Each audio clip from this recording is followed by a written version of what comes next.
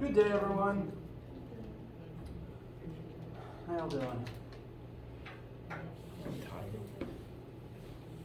Some nodding. I think I heard tired, which accurate is for me. Hopefully, we all have nice weekends. Before that, we do have today's lecture to get through. Got a couple of things I want to, the questions I got that I want to address.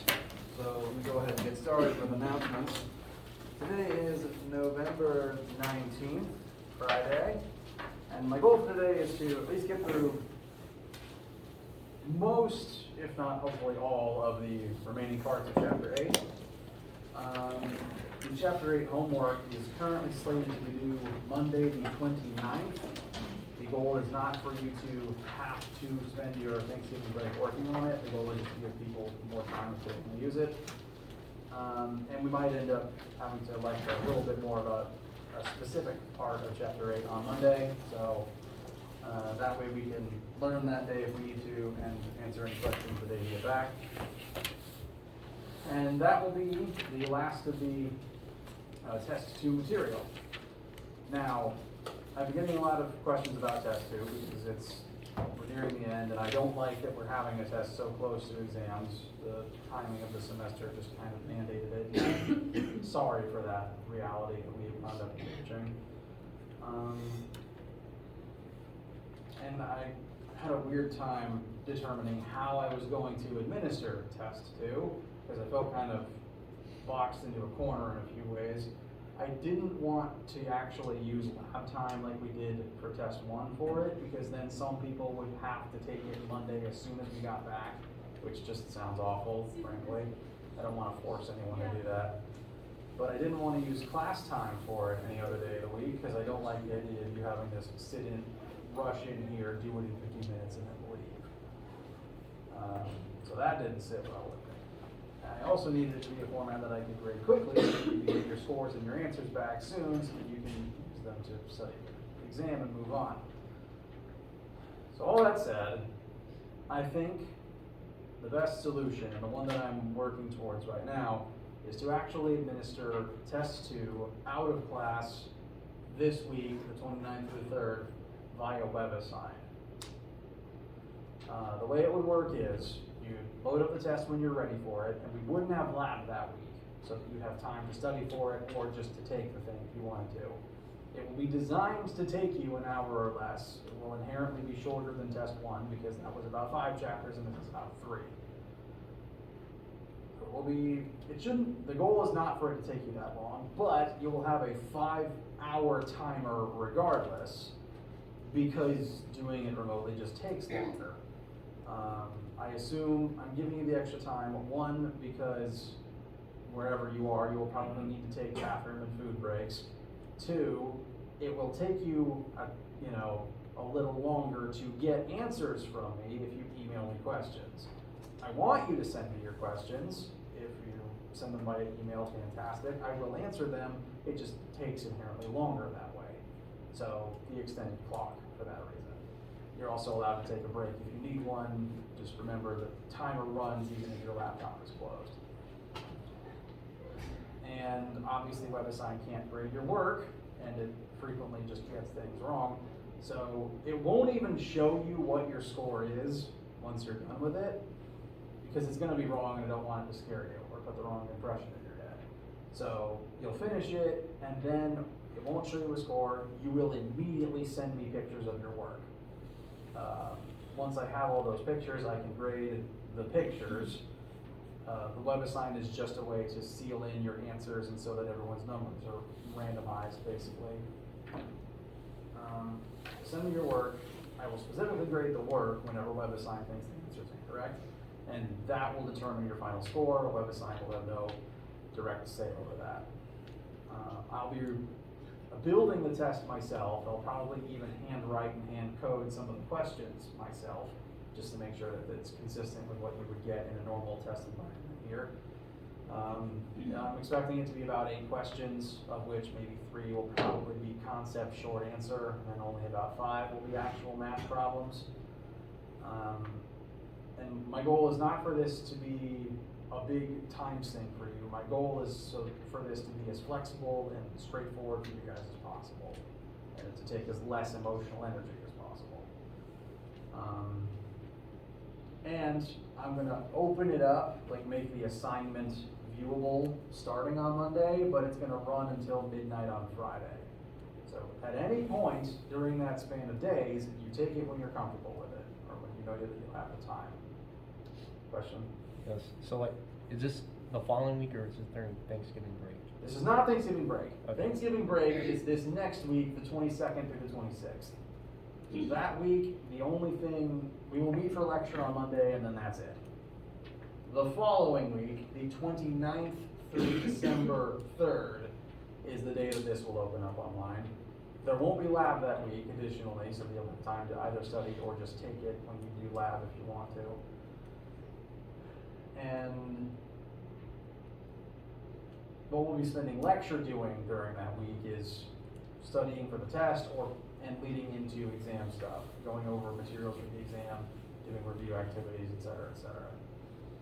So think of this, there needs to be a test too, so that you have an actual test average, because if you just had a bad day on the first test, that doesn't deserve to sink your whole grade. But think of it more as just homework plus for that week, if that helps. Please use your formula sheet, you'll have your calculator, please email me literally any question. The only real hiccup is I don't recommend you start it after about 7 p.m. because if, for whatever extenuating circumstances, you do end up finishing up at the 5-hour mark, if you're finishing up past midnight, I'm asleep, so I won't be able to answer your questions. So for that reason, I just recommend you try to take it during the sunlight hours for the most part. Other than that, you have at it when you're ready for it. How's it feel? Okay, no violently negative responses, good sign. If you have any concerns literally about any part of what I've just said, do please let me know. And again, we'll spend lots of time that week doing test and exam prep as well. I want to make sure everyone is prepared for that as possible. The exam will resemble more how we did test 1. We'll be together, I'll be at the head of the room. I'll grade them once I get them, et cetera, et cetera. So this one's kind of a weird anomaly. The course timing and the incidents that kept me out of work repeatedly are the reason for it. And I apologize for the inconsistency, but I'm going to try to make it work as easily for you guys as possible. Questions? Opinions? Haikus? Okay. Unrelated, but to go ahead and address a different question that I received. This is homework question number 3. I was asked about it, and this is entirely a workable question with just the contents of chapter 8. And I was asked about it, and I was going to demonstrate it, but as I was getting my notes together for it, I realized it was taking me longer than my 1 to 2 minute threshold for if I can figure it out in 1 to 2 minutes, then it's an okay homework question for you guys. But some people have already done it correctly, and I don't want to penalize them for spending their hard work and me just taking the question off of the assignment. So I'm probably going to figure out some way to make it a bonus question. Which means, I guess my instruction to you then is, do literally every other question first, and then if you feel up to it, give it a shot. If you've already done it, fantastic. You don't have to think about it ever again. Ow. So 3 is bonus. I'll try to make a formal announcement of that in online channels shortly. And hopefully that'll make this assignment take a little less time so that you guys can study and have a nice break. Preferably have a nice break and then study. But if you study over break, that's up to you. I'm rambling at this point. And I've already asked this before. Any questions before we get started with actual chapter 8 lecture today? I can't remember, is our exam cumulative? Yes, cumulative of the class. So it'll kind of be like the 2 tests just combined in one setting for the most part. I would expect it to be about 12 to 15 questions total, of which about a third might be concept based, like the first page of test 1, just some short answer questions. Exam is still in development though, but since we're locked at 3 hours to take it, I don't want it to last you all day. I'll probably scale it so that it takes you an hour and a half to do, and then you'll have the remaining hour and a half to fine tune it if you want. We're gonna be sending out a practice thing like you did for. Yes, so for both test 2 and the exam, I'm going to upload practice questions and an answer key for them. My goal is, where's my calendar? My goal is to have test 2 practice stuff up by this coming Monday, so that if you study over break, you have that material. Exam prep stuff will be up by December 6th at the very latest. My goal is to have it up sooner, but at the latest it'll be up on the 6th. So, same kind of way it worked last time. Very similar practice questions. If you can do those, you'll be fine on the assignment therefore. Anything else?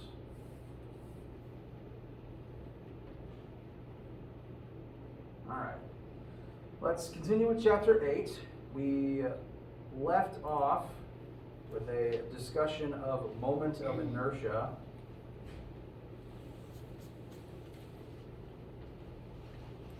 And all of the interesting headaches that it has the potential to cause. We're going to treat moment of inertia as the angular counterpart to mass. Different objects have different propensities for rotating depending on their shape and also the axis through which you rotate them. For the most part, we're going to try to stick to shapes and rotation patterns that exist on this chart. If some other orientation pops up, I will make sure you have access to the equivalent formula. All the formulas are nearly identical though. They all contain mass times either radius squared or length squared. The only difference is just a fraction that lives on the front. The only whole number is the thin hoop. This would basically be like just rolling a ring or a hula hoop down a hill. And there's no fraction out front, that's just m times r squared. Everything else has some fraction on the front end, and the fraction is really the only thing that you'll need to look up or that I will tell you. And as is the angular counterpart to mass, it shows up in the angular version of any formula that had mass in it originally.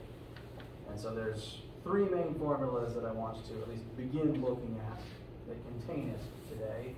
We've already looked at one of them, and that's the official angular only formula for torque, which I would like to utilize in a brief sample question. You can find the slide that it's on.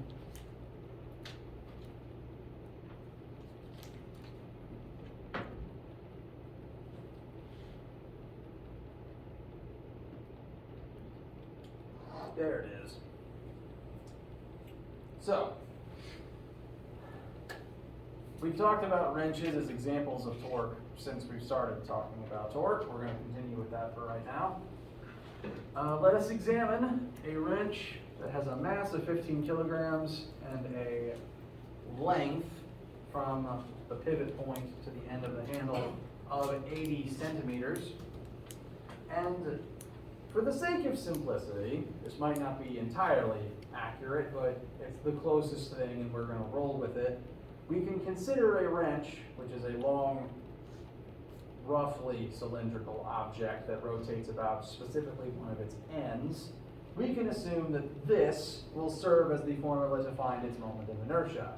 This matches the best, certainly better than the one spinning through its center. So, first question, using the information present, what would the moment of inertia of such a wrench be? And then using that moment of inertia, what would its angular acceleration be if you applied 200 newtons at its end? I'll give you guys a couple of seconds to see what you come up with, either on your own or with your classmates. And and then we'll go over the answers.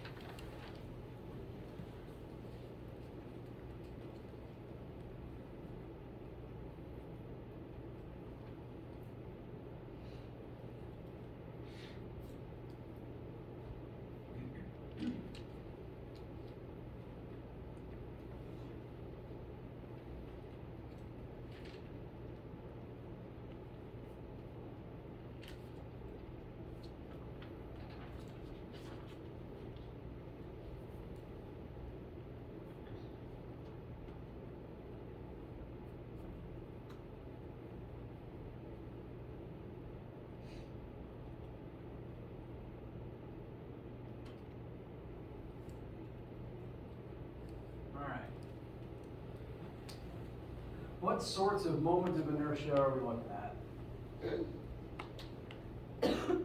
Bless you.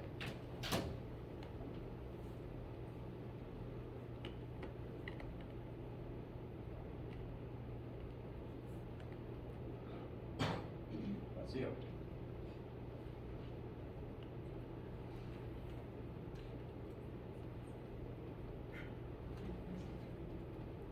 Sorry. 3.6. Okay.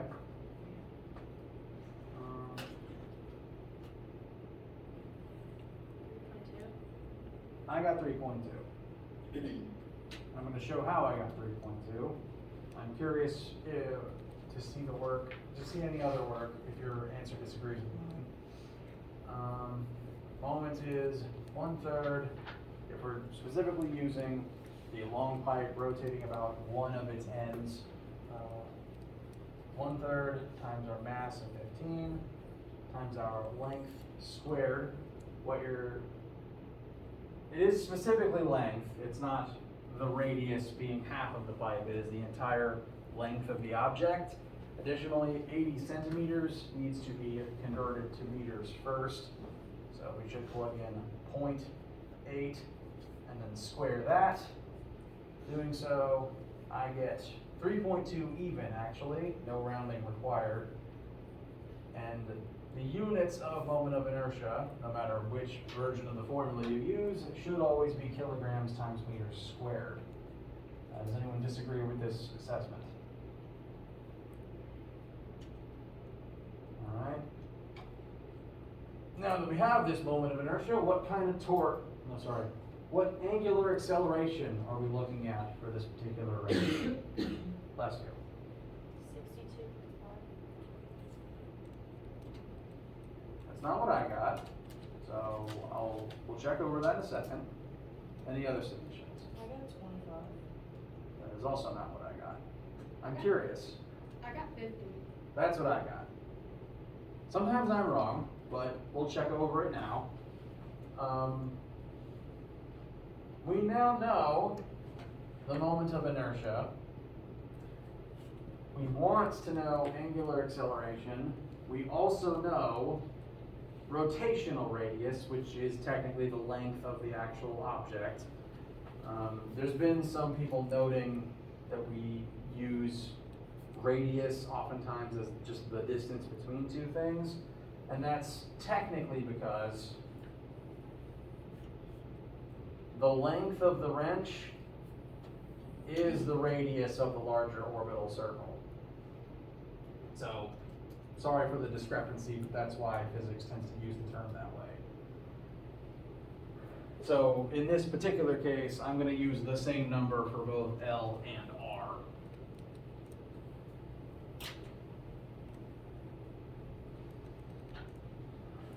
We know R, we know F, we know I, we want A. So to kind of skip a step, rather than finding a number for torque, I'm just going to set these two formulas equal to one another.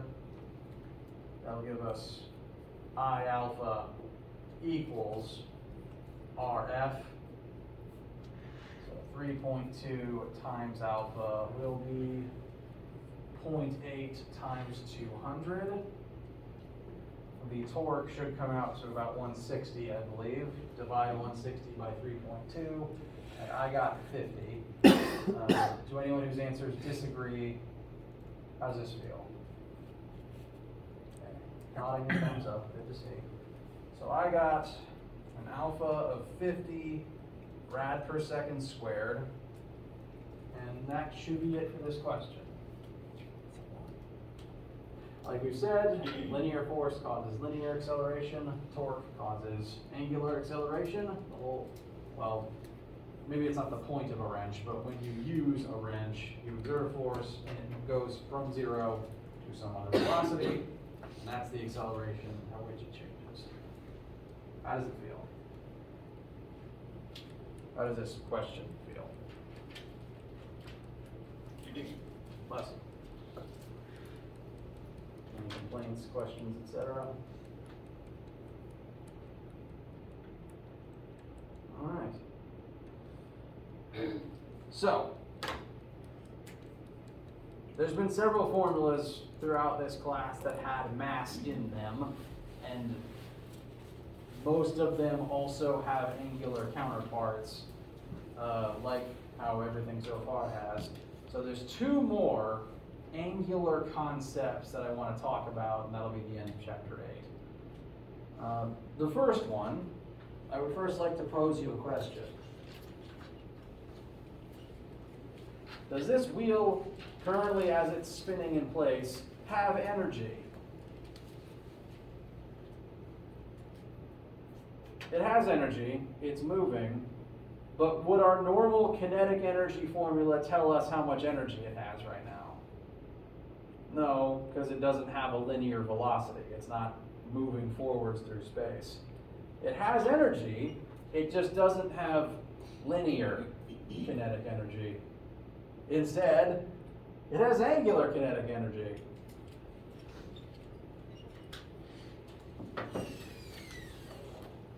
There's a better way to do that than writing it on my pants.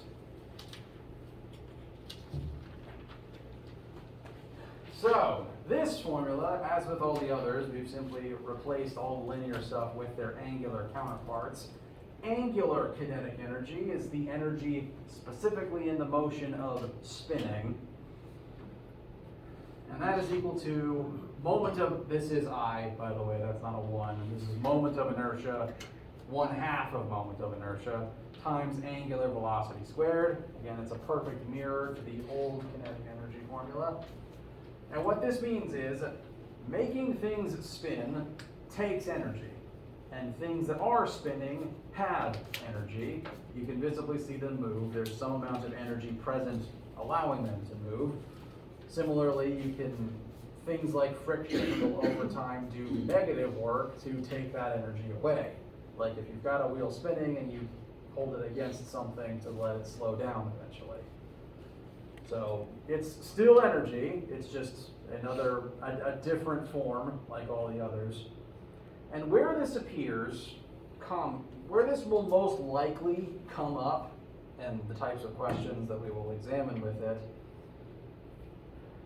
are scenarios where you'd have a different outcome if the object was sliding versus rolling.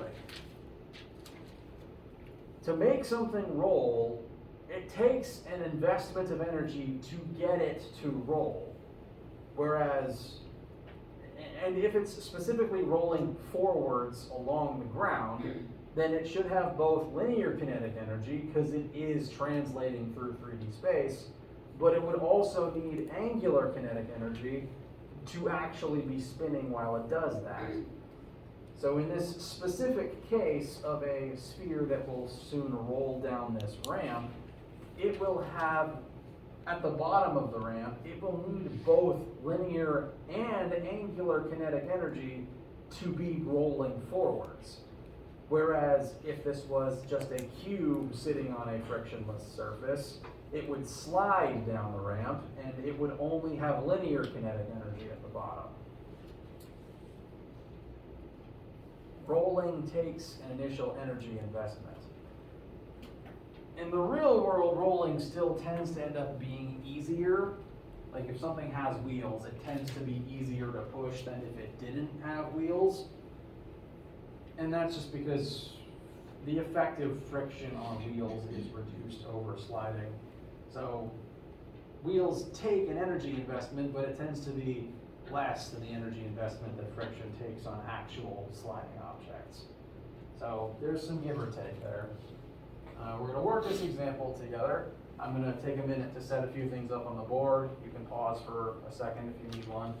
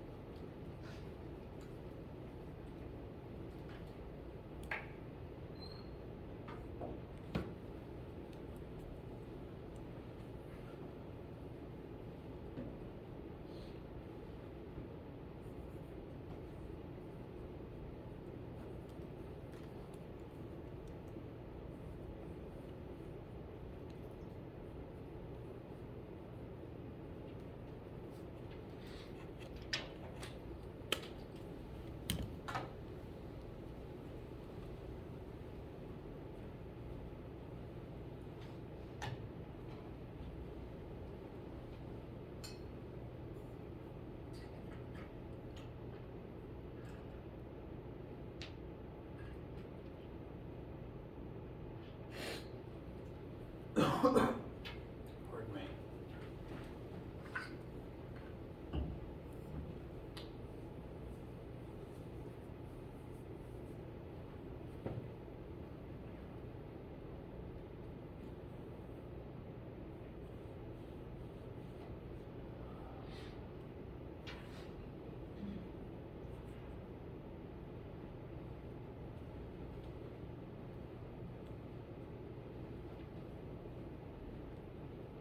Questions, concerns, etc. While we take a look at this one.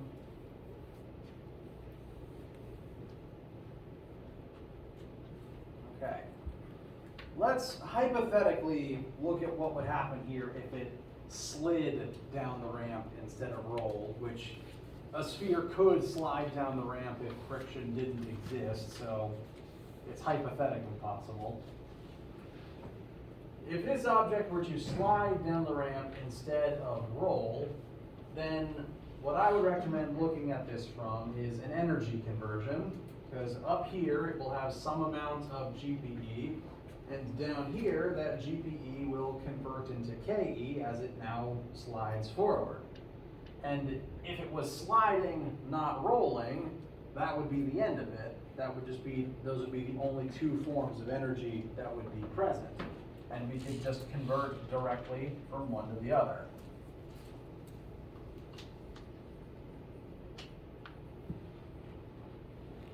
And I've already found what that hypothetical sliding velocity would be, just to give us a point of comparison for later.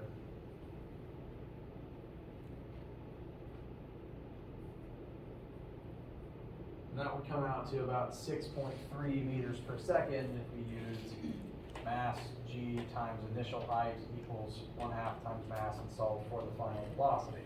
You can check that for yourselves if you want. The final velocity would come out to be this. I only bring that up so that we can compare it to what we actually get in the universe where it rolls down the ramp. Questions about the setup if it wasn't rolling? Okay. If it is rolling, initially nothing would change. We would have some amount of GPE at the top, but then at the bottom, we would not only be moving forwards, having some amount of linear kinetic energy, but we'd also be spinning. So there would also need to be some amount of rotational kinetic energy at the same time. And what ends up happening is the same initial GPE now gets split between the two. So it's not that the final kinetic energy is going to be the same as it would otherwise be. The final kinetic energy should be reduced because some of this initial energy has to become rotational in addition to linear. So as a final result, it should be slower than what it would be if it wasn't spinning. For all spinning objects, there is always some of the energy that has to go into the angular form, so you end up with less linear energy as a result.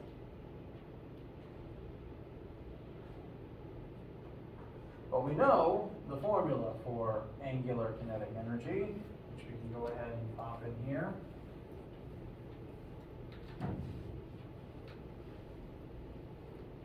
And our goal is to determine how fast this object will be moving at the bottom of the ramp. Currently, the way that I have it written, there's three unknowns: linear velocity, angular velocity, and moment of inertia. Both those problems can be pretty easily rectified, though. We can shrink this from three unknowns to one pretty quickly, though. Because, for one, we know exactly what shape we're working with here. So we know what formula for moment of inertia to look up. This is just a sphere that's rolling through its center axis. So we can glance at our table. Solid sphere that isn't hollow, its moment is 2 fits times mass times radius squared. So we can just pop that in instead of I. And I honestly, the way that I'm going to set this up and work it on the board is I'm not going to plug in any numbers until the last minute, because a lot of things are going to end up canceling. And if we factor the numbers in now, we're just going to have to factor them out later. So I'm going to keep it just algebra for now to show all the cancellations. So I'm just going to plug this directly into the formula instead of I.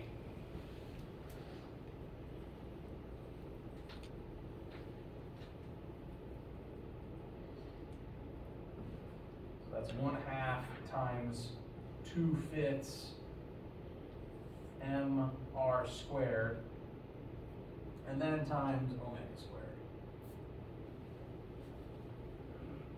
Making that one substitution, there's already a equation-wide cancellation we can make, because every single one of these terms has an m in it. So if we divide the whole equation by m, it'll just cancel out.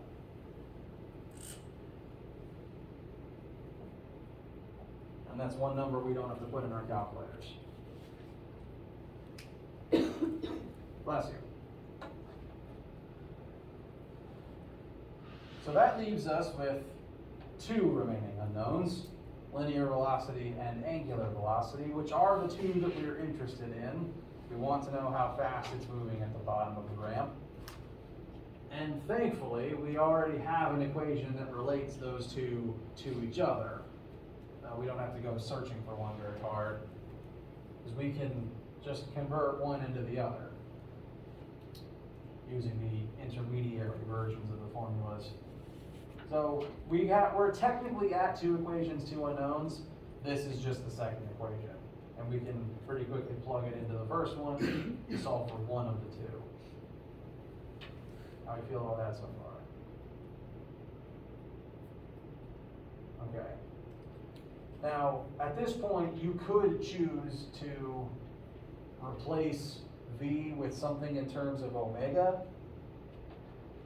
I'm going to show solving this for omega, plugging that in instead, and then solving for V first, because doing it that way creates a lot of convenient canceling. This formula, we can rearrange it to be omega equals V over R, which means we can take this and plug it in instead of omega. I'm going to write that directly here. You don't need to erase anything. I'm just going to show the transformation.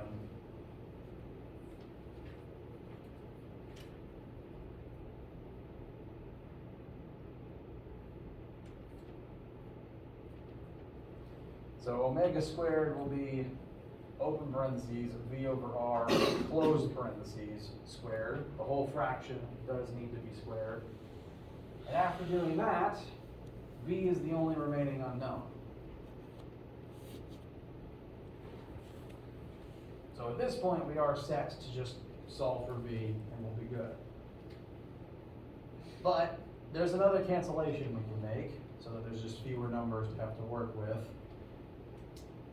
Because anytime you square a whole fraction, both the top and the bottom get squared. So we could rewrite this as V squared over R squared.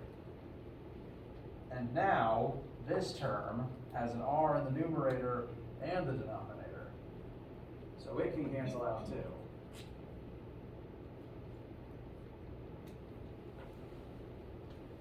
So we've just kind of completely eliminated mass and radius from the equation, which actually should tell us that any object rolled from this height, if we ignore friction, should come out the bottom at the same speed,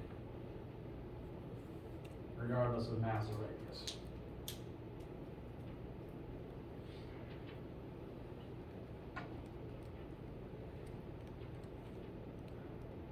After all that, I'm going to show the simplified version with all the cancellations now made. G times initial height should be equal to 1/2 times G squared plus, I'm going to go ahead and simplify this fraction multiplication as well. 1/2 of 2/5 should come out to 1/5. Then we canceled the m across the whole equation. We canceled the r squared in this one, so that just leaves us with 1/5 times b squared. And this has far fewer terms in it than this would have if we didn't cancel. So there's sometimes some merit in leaving things in variable form if they can end up canceling out for us.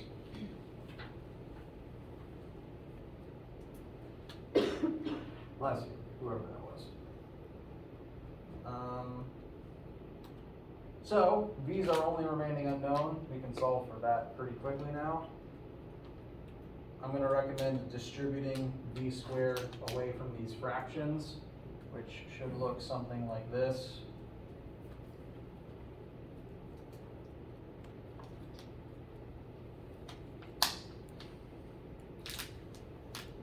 Anyone disagree?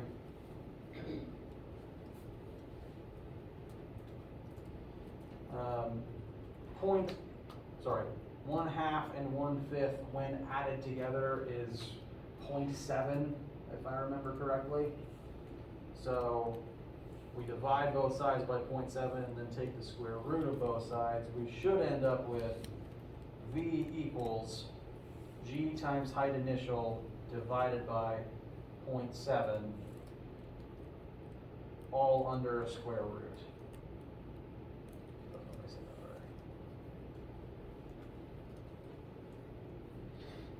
Which, at least in my opinion, it's kind of neat the whole thing condensed to something that small.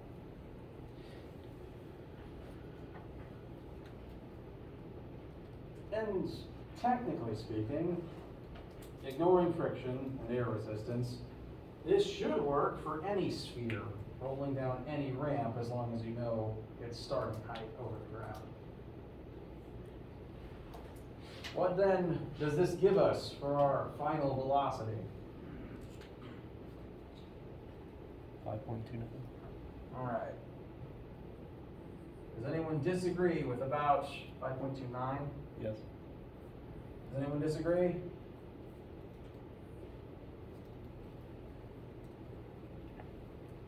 All right. Notice that is less than it would be if we weren't rolling.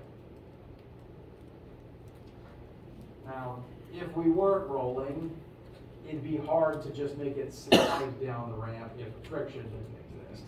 This would only happen in a frictionless world, frankly, which, as we all know, is either impossible or really, really, really hard. So,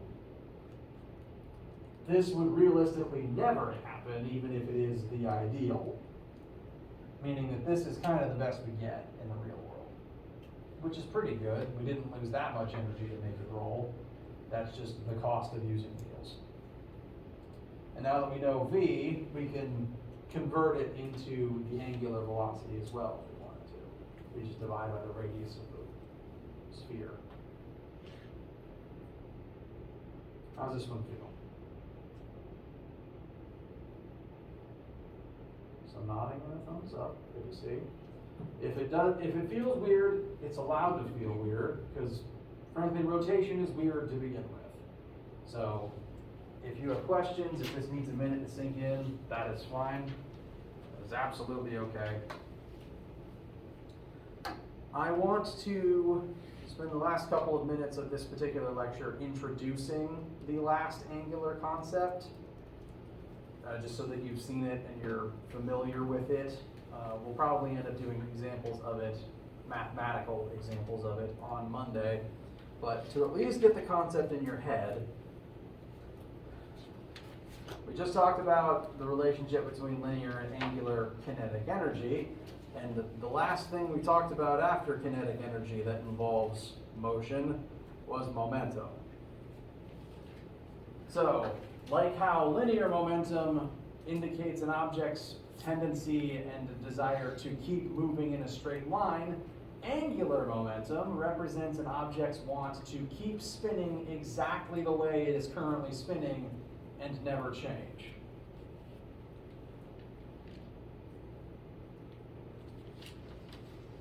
The formulas for angular momentum, it uses L instead of rho. So the L's are the angular momentum. Angular momentum equals moment of inertia times angular velocity, which again, momentum equals mass times velocity. Just replace everything with the angular counterparts. I don't know why it's an L. I've seen even less explanation for that than I've seen why momentum uses rho. Physicists literally just ran out of letters for this one, I think. That or it's Latin, and I just don't know the translation. And much like before, whereas linearly, total linear momentum initial equals total linear momentum final, angular momentum initial equals angular momentum final. No matter what changes you inflict upon a rotating system, as long as you are not intentionally adding or taking momentum away, the total momentum will persist. The effect that this has is, if you are somehow able to change an object's moment of inertia partway through, you can affect its angular velocity. To demonstrate this, I'm gonna need to ask for some volunteer help. I am going to sit in this chair holding these two weights. And I'm going to ask, well no, I can probably spin it myself. I'm going to spin this chair with me sitting in it. And I'm originally going to have the weights and my legs splayed out as far away as they can be. Now, all of the moment of inertia equations tell us that moment of inertia does depend on the object's radius. And when everything's all splayed out like this, I should have a larger moment of inertia. As I'm spinning, once you guys see how fast I'm spinning, I'm going to pull my limbs in, which would reduce my radius. That would change my moment of inertia. Now, my angular momentum can't change because, like with linear momentum, momentum is constant all the way through.